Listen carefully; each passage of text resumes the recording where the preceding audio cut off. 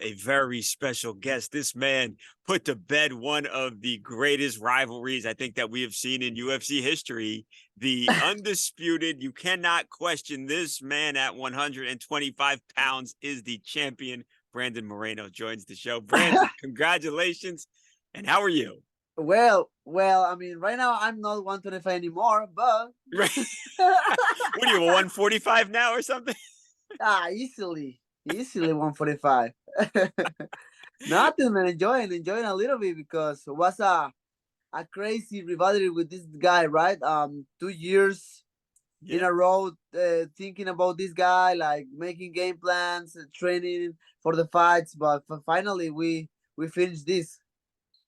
Yeah, how do you feel? Do you feel relieved that it's past you, that you can move on to something new now? What is the feeling? Because it wasn't only about this one fight.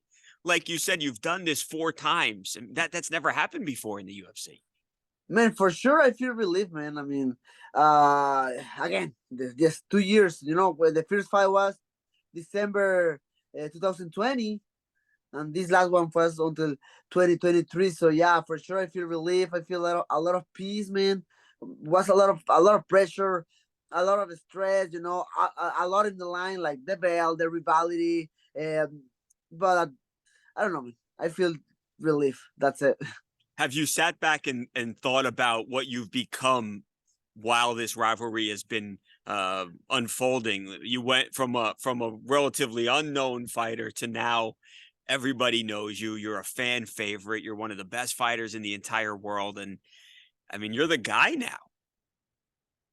Yeah, I mean, I, I'm trying to don't think too much about it. Obviously, I love when the people recognize my job. It's awesome and feels amazing. But I'm just trying to be the same, man. I'm just trying to be the same, be with my family, be with my daughters, and enjoy the training sessions, enjoy every single day of my life, and that's it. But for sure, after this rivalry, when everything started, like anybody knows about Brandon Moreno, and now it's like I can I can say, very comfortable. I'm doing something huge right now. You know, a lot of people have said, okay, rivalry done. And Deiveson in the Octagon said that he was moving up to 135. Do you think that, and can you reasonably believe that you might fight again? Do you think you might share that Octagon again, even if it is at 135, if it has at a different weight class? Or Oh no, man, are you no done with man, him? You done with no him? no no. Hopefully no. I'm done, man. I'm done. You know, was nice, and again, we built something huge together. But Yeah. that's it. And I think even for the people, I mean, that's it too. Like they don't want to see an fit one between us. Like I think it's too much. The smart people understand about like why we made 4 fights together. Yeah. But for sure they don't want to see the field one. So no, but I need to pass the page. I need to rest my body and my Yeah. mind. But at the same time, I want to be active, and I want to start to put more statements in this division, and I want to keep building my legacy.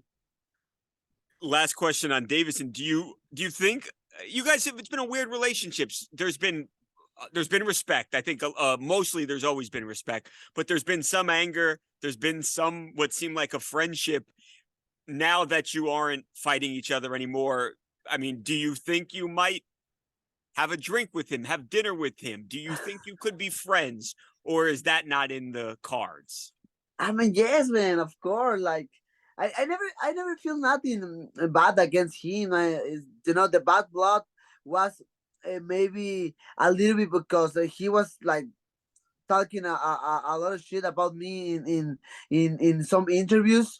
Yeah. Uh, and actually, maybe I said this in other interviews. Maybe that's why that affect my performance in my last fight against him because I was a little bit emotional. I was just trying Wow. to exchange punches with him, and that's it. But now, like I don't feel nothing like nothing bad against him. After the fight, for example, I went with him. I tried to check the hands. He didn't. Man, I have a lot of respect for him. At the end, he was just trying to sell the fight to get something for his family, and I respect that because it's the same with me. I'm just doing this for my family. Maybe Yeah. if I'm like alone right now with no daughters, no wife, no nothing, maybe the fire inside of me is like it's out of my performances. Right. But man, I mean, family is everything for me, so I understand the point. Where do you go from here? Who do you want? I know you said you want to be active, but you also want to rest up. Is there a an opponent that you like as your next challenger? Yes, man. So yes, I want to keep that balance. Like I know I need to rest my body and definitely my mind. I need to rest my mental health, man, because all these things we talked before like was a lot for my brain. Yeah. But with that being said, like I want to be active at the same time. Hopefully, and UFC is opening the Performance Institute in Mexico City. This year the mixed martial arts in Mexico are in the best point because Pantera Rodriguez is fighting for the interim belt in February. Alexa Grasso is fighting for the flyweight belt in March.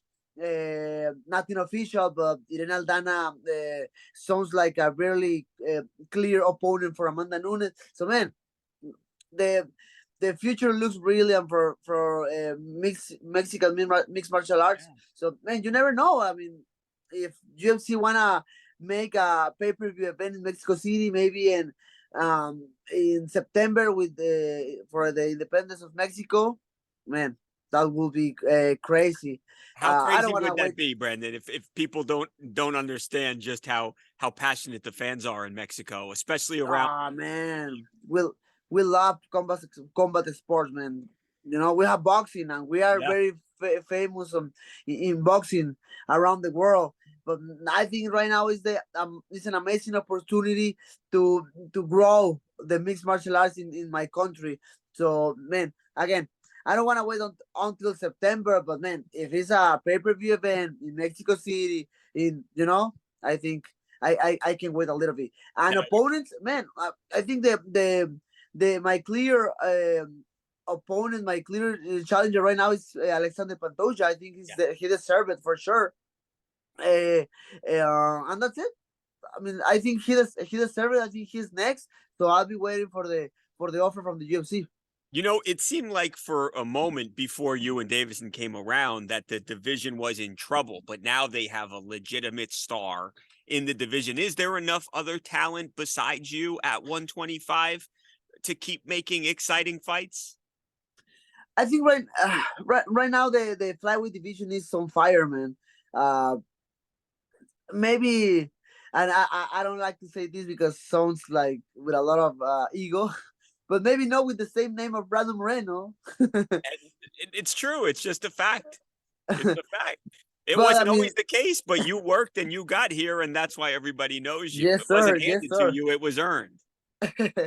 But I mean, no, maybe not with the same name, but uh, we can build like again another rivalry or another good fight together. So Alexander Pantoja is there.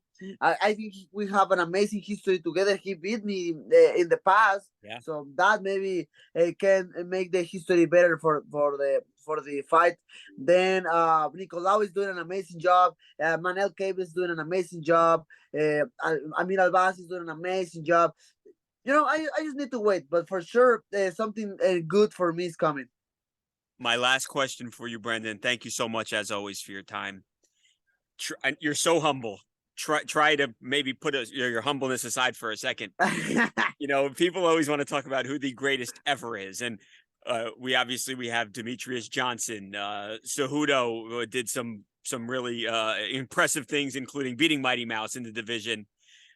Where do you think you stand all time? Because I know a lot of people who now believe you are the greatest 125 pounder ever, at least in the UFC. No.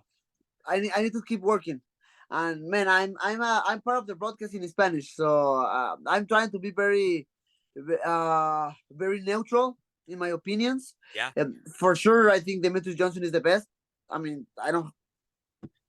It's a fact. He's the best of the flyweight division. Then can be Cejudo for sure because he won the title and he defend the title one time. So let me defend the title one time, and maybe I can put my name in the number 2. But I mean, what Demetrious Johnson did in the past is crazy, man. He defends the title 11 times, 12 times, I don't remember, but man, that was crazy. So no, he deserved the his spot in the history of the division, like the number 1 in the flyweight for sure.